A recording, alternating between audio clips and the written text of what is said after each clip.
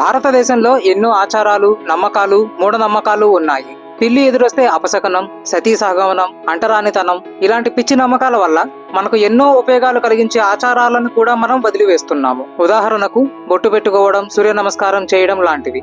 10 నిమిషాల పాటు మనం ఉదయం పూట చేసే సూర్య నమస్కారం వల్ల మన శరీరానికి అవసరమయ్యే డి విటమిన్ మనకు దొరుకుతుంది. ముఖ్యంగా గుడులలో ఉండే అర్చకులు, వీరు ఉదయం పూట గుడిలోకి వెళ్తే మళ్ళీ బయటకు ఎప్పుడు వస్తారో కూడా చెప్పలేం. వీరే కాదు, వ్యాపారస్తులు, సాఫ్ట్వేర్ పనిచేసే వాళ్ళు, హోటల్స్, రెస్టారెంట్స్లలో పనిచేసేవారు, వీరు కూడా అంతే. ఇంకా ఎందరో. అలా అని మధ్యాహ్నం ఎండలోకి వెళ్తే మన చర్మం దెబ్బతినవచ్చు. అదే ఉదయాన్నే అయితే చర్మానికి కూడా ఏమీ కాదు. సన్లైట్ అన్నది మంచి నిద్ర కోసం, రోగ నిరోధక శక్తి పెరుగుదల, బలమైన ఎముకలు, మెంటల్ హెల్త్ పెరుగుదల కోసం, వెయిట్ లాస్, ఆడవారిలో అయితే మెన్స్ట్రల్ ప్రాబ్లమ్స్ కి, ఇలా ఎన్నో విషయాలకు ఉపయోగపడుతుంది. ఇవన్నీ మనం కేవలం 10 నిమిషాలు సూర్యుని వైపు తిరిగి నమస్కారం పెడితే వచ్చే లాభాలు. ఈ రోజుల్లో సూర్య నమస్కారం చేయడం తర్వాత సంగతి. అసలు ఉదయాన్నే లెగిసేవారు ఉన్నారా? మన సాంప్రదాయాలలో, ఆచారాలలో ఉండే లాభాలు మరెక్కడా ఉండవు. అలాంటి ఆచారాలలో భాగమైన గోమూత్రం, చెవులు కొట్టడంలో దాగి ఉన్న సైన్స్ ఏమిటో ఈ వీడియోలో తెలుసుకుందాము. వీడియోని చివరి వరకు చూడండి. అందరికీ నమస్కారం. మీరు గనక నా ఛానల్కి కొత్తగా వచ్చిన వారైతే ఛానల్ని సబ్స్క్రైబ్ చేసి మీ సపోర్ట్ తెలపండి. మన పాతకాలంలో గోమూత్రాన్ని ఎన్నో రోగాలు తగ్గించడానికి వాడేవారు. వెస్టర్న్ కల్చర్కి అలవాటు పడ్డ మన వాళ్ళు ఆవు మూత్రమా, చీ అంటున్నారు. కానీ ఆ ఆవు మూత్రం మీద ఎన్ని మెడికల్ పేటెంట్స్ ఉన్నాయో మీకు తెలుసా? కేవలం భారతదేశం దగ్గరే డజన్కు పైగా ఉన్నాయి. ప్రపంచ వ్యాప్తంగా 150కు పైగా దేశాలు ఎన్నో పేటెంట్స్ కోసం ఇప్పటికే ఫైల్ చేసి ఉన్నాయి. అసలు ఈ గోమూత్రం వల్ల కొన్ని ఉపయోగాలు చూద్దాము. ఆవు మూత్రాన్ని ఆయుర్వేదంలో క్యాన్సర్ ని ట్రీట్ చేయడానికి వాడతారు. ప్రత్యేకించి స్త్రీలలో బ్రెస్ట్ క్యాన్సర్ ను ట్రీట్ చేయడానికి బాగా ఉపయోగపడుతుంది. తరువాత అనీమియా. మన శరీరంలో ఎర్ర రక్త కణాలు తగ్గి అవి శరీరానికి అందించాల్సిన ఆక్సిజన్ ని సరిగ్గా అందించకపోతే ఈ అనీమియా అనే వ్యాధి వస్తుంది.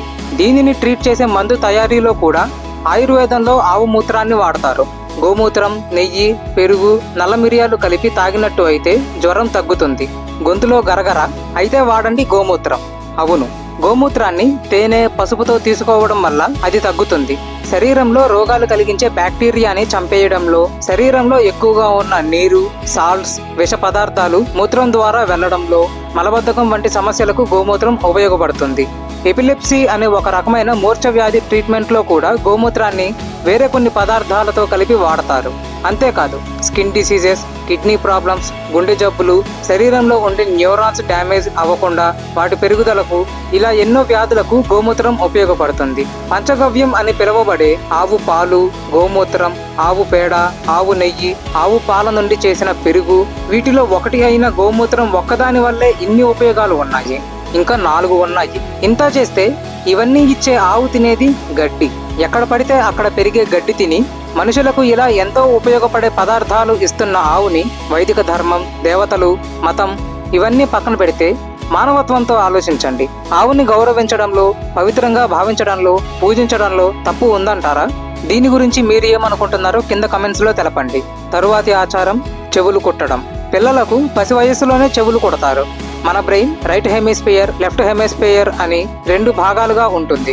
రైట్ హెమిస్ఫియర్ అన్నది మన శరీరంలోని ఎడమ భాగాన్ని కంట్రోల్ చేస్తే, లెఫ్ట్ హెమిస్ఫియర్ కుడి భాగాన్ని కంట్రోల్ చేస్తుంది. అంతేకాదు, ఈ 2 భాగాలకి వాటి ప్రత్యేకతలు కూడా ఉన్నాయి. ఉదాహరణకు, లెఫ్ట్ హెమిస్ఫియర్ అన్నది లాజికల్ థింకింగ్, మ్యాథమెటిక్స్, సైన్స్, భాష వంటి వాటిల్లో ఉపయోగపడుతుంది.